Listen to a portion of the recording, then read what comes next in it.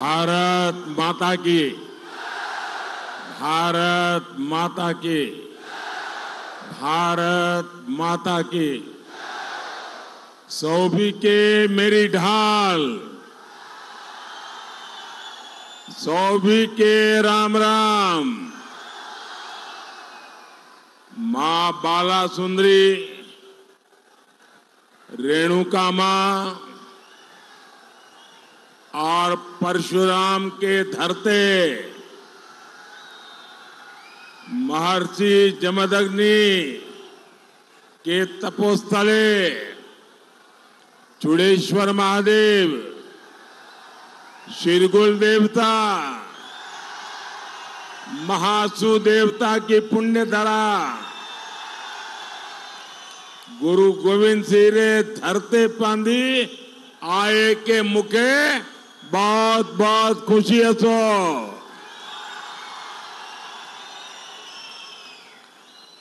मेरे साथ बोलिए, भारत माता की। आप ये तस्वीर नीचे रखिए, पीछे लोग परेशान हो रहे हैं। भारत माता की, भारत माता की। ऐसा लग रहा है कि अपने घर आया हूं।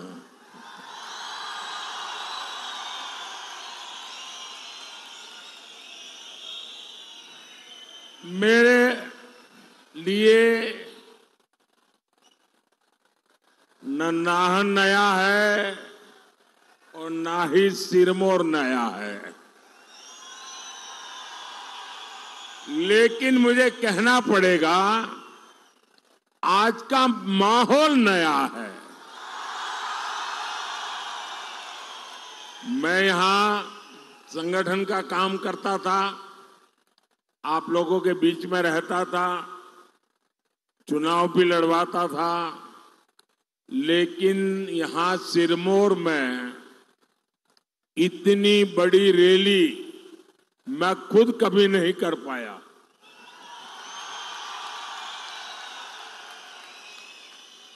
पार्टी की मीटिंगें लेता था, सबको समझाता था।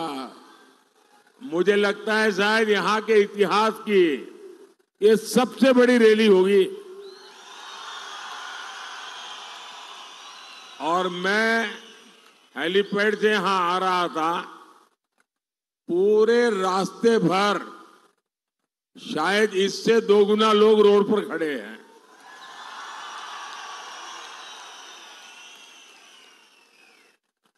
आपका ये प्यार, आपका ये आशीर्वाद मुझे हमेशा हमेशा हिमाचली बना के रखता है।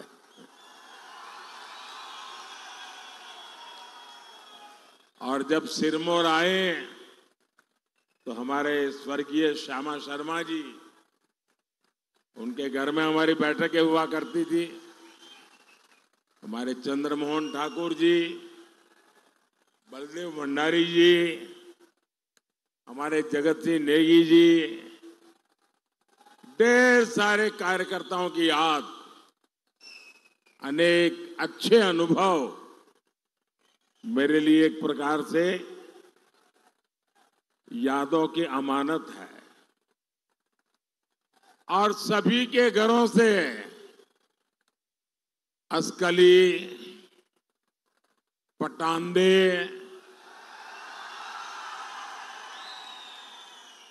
और सिडको,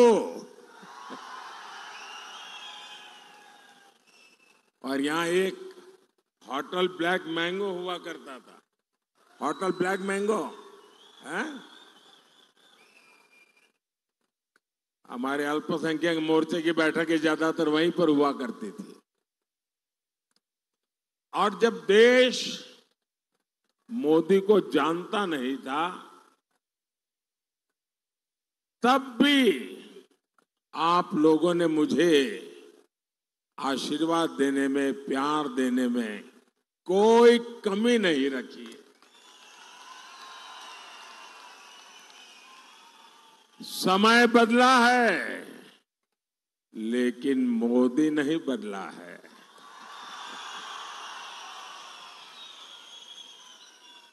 मोदी का हिमाचल से रिश्ता वही पुराना रिश्ता है।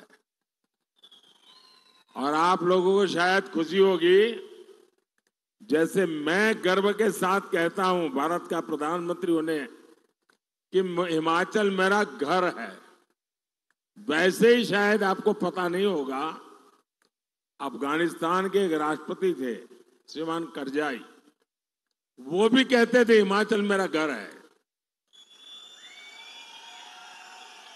क्योंकि वो शिमला में पढ़े थे। और अभी जो आपने मुझे लोहिया पहना है ना, वो उन्होंने यहीं से जाकर के अफगानिस्तान में थोड़ा फैशन डिजाइन करके उन्होंने उसका अपना पहरवेश बना दिया है जी। यानी यही हिमाचल की ताकत है कि जो इतना लगाव रखती है। साथियों, आज मैं आपसे तीसरी बार भाजपा सरकार के लिए आशीर्वाद मांगने के लिए आया।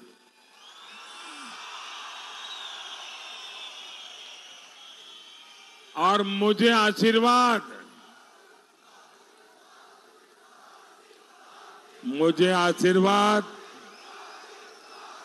मेरे लिए नहीं चाहिए। मुझे आशीर्वाद मेरे परिवार वालों के लिए नहीं चाहिए। मुझे आशीर्वाद मेरी जात बिरादरी वालों के लिए नहीं चाहिए। मुझे आशीर्वाद चाहिए ताकतवर भारत बनाने के लिए।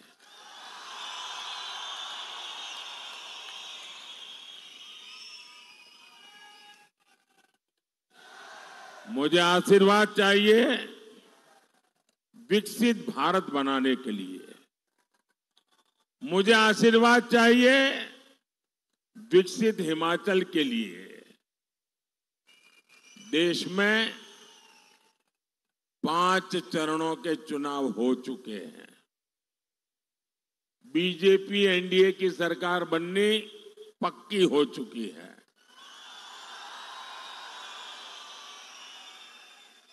और अब हिमाचल 4-0 से हैट्रिक लगाएगा। और हम तो देवभूमि के लोग हैं, हमारी एक भी चीज कभी बेकार नहीं जाने देते। तो कोई हिमाचली अपना वोट बेकार जाने देगा क्या? अपना वोट बेकार जाने देगा क्या? वो उसी का वोट देगा ना जिसकी सरकार बनेगी, और जिसको वोट देगा उसकी ही सरकार बनेगी। ये हिमाचल में पक्का है।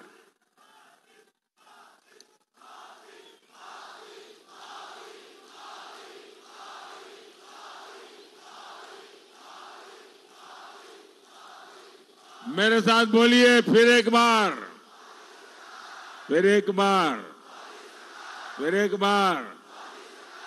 साथियों, हिमाचल प्रदेश सीमा से सटा हुआ राज्य है। हिमाचल के लोग एक मजबूत और ताकतवर सरकार का मतलब जानते हैं। मोदी आपके लिए जान की बाजी लगा देगा, लेकिन आप पर कभी संकट नहीं आने देगा। आपने कांग्रेस का दौर देखा है, जब एक कमजोर सरकार देश में हुआ करती थी, उस समय पाकिस्तान हमारे सिर पर चढ़ करके नाचता था। कांग्रेस की कमजोर सरकार दुनिया में गुहार लगाती फिरती थी। मोदी ने कहा, भारत अब दुनिया के पास भीख नहीं मांगेगा, भारत अपनी लड़ाई खुद लड़ेगा। और फिर भारत ने घर में घुस करके मारा।